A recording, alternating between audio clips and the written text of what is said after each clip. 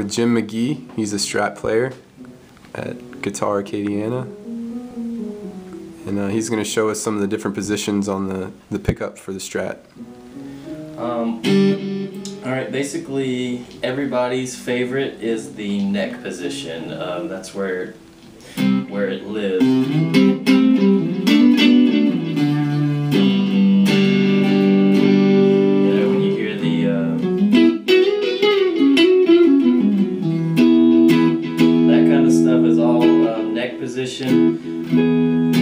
The next one is these two together. This is one of what we call the quack positions.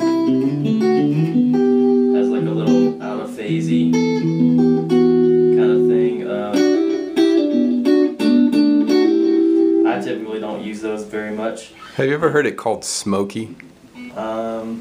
Smoky is that neck. Sound, the neck. You know. Okay. That was a new one for me, but I heard on vintage Strats, I've heard it the Coke bottle tone, like blowing into a Coke bottle. Oh, nice. That kind of thing. That's kind of a hollow type tone. Middle position, the extremely overlooked position. If you dial in your amp with the middle position, then you can get useful sounds out of the front and back as well, but nobody does it that way. Middle position is just a good rock kind of sound. Cool. So I think we were on middle position. Yeah.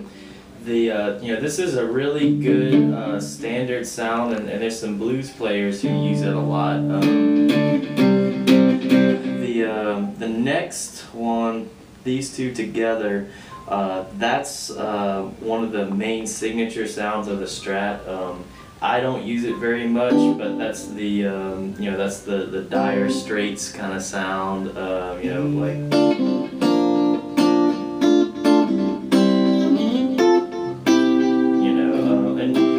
It's certainly appealing in some ways, but not really how I use it. Back pickup, if you have distortion on and stuff, it sounds pretty good. It's your twangy position.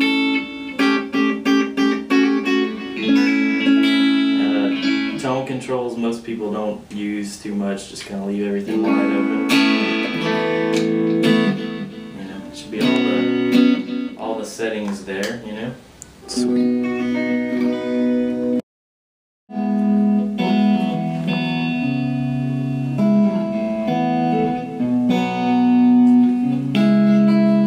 So, how long have you played Stratocaster? I've been playing since I was 12, and I'm 30 now.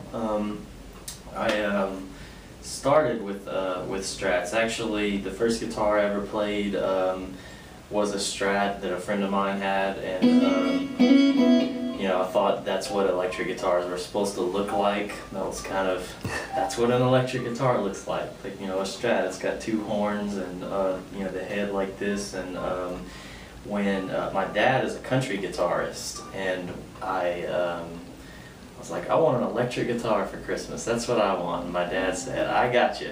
And he bought me a Telecaster. And so I was a little bit disappointed because I wanted a Stratocaster, and I ended up trading that Telecaster for a Stratocaster, and got it back years and years later. But nevertheless, just the sound and the feel, like, ergonomics wise, this is, it's got contours, very, very comfortable. It feels like part of your body, where like the Telecaster is very squared off. You're like putting your arm on a corner right here. The side of it digs into your ribs. The headstock looks like a foot. Where this is a graceful instrument. You know what I mean? It's iconic. What kind of Stratocaster do you own? I have a couple, but this is my main one. This is it's a late 1964, and when I decided to get one, you know, this is basically the Wayne's World guitar, like oh yes, it will be mine kind of thing. And I sold lots and lots of equipment to get it. You know, it's the old ones are very expensive and worth every penny because they're so significantly different than newer ones. You know. Can you explain the difference between a Strat and a Tele? Well, basically, you know, of course, aside from the body differences, Strats typically have a tremolo, which affects the sound quite a bit.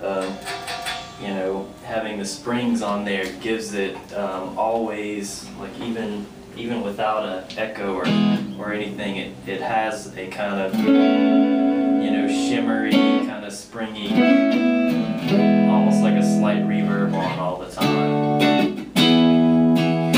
They never sound quite dry, you know. And 3 pickups instead of the 2 on the Telecaster, and you know, 2 cutaways instead of 1. Nice looking headstock versus the foot.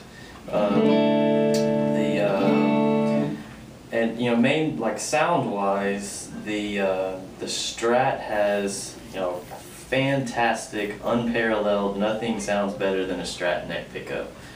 The Telecaster has a great bridge pickup, so you know that's one area where the Tele really wins, is the bridge pickup sounds full and big, where the Strat's kind of thin, you know, which you can, if you roll down the tone a little bit and use like a little drive sound, you know, you can get a cool, nice smooth lead sound out of that bridge pickup. But of course, it, you know, requires more dialing to get that kind of thing. Why do you think the Strat has become this quintessential electric guitar? I think it's a little more graceful than the Tele. You know, Fender intended it as an upgrade to replace the Tele, as in we'll add an extra pickup, more sounds, a tremolo, contour the body, and it'll replace the Telecaster. You know, it didn't, because there's different enough that both have, you know, gained a following. The Telecaster never lost popularity, but the main thing I could point to is Hendrix. You know, the Stratocaster was kind of falling out of favor at some point in the 60s, and they when Hendrix picked it up and showed the world what it was capable of, it's never been the same since. You know, multiple different players have, you know, done really cool things with them, and you know, I think that was, you know, the game-changing guitar for rock music. You know. What are your preferred styles of playing with the Stratocaster? I play all kinds of different music, but mainly, you know, style-wise, my favorite is kind of the bluesy type stuff, or rock music. You know, like, you know, the Strat is a lot of times like the Stevie Ray Vaughan, Hendrix, John Mayer, that whole thing is kind of my, you know, preferred style, you know, especially for Strats. You know. Sweet. Thanks.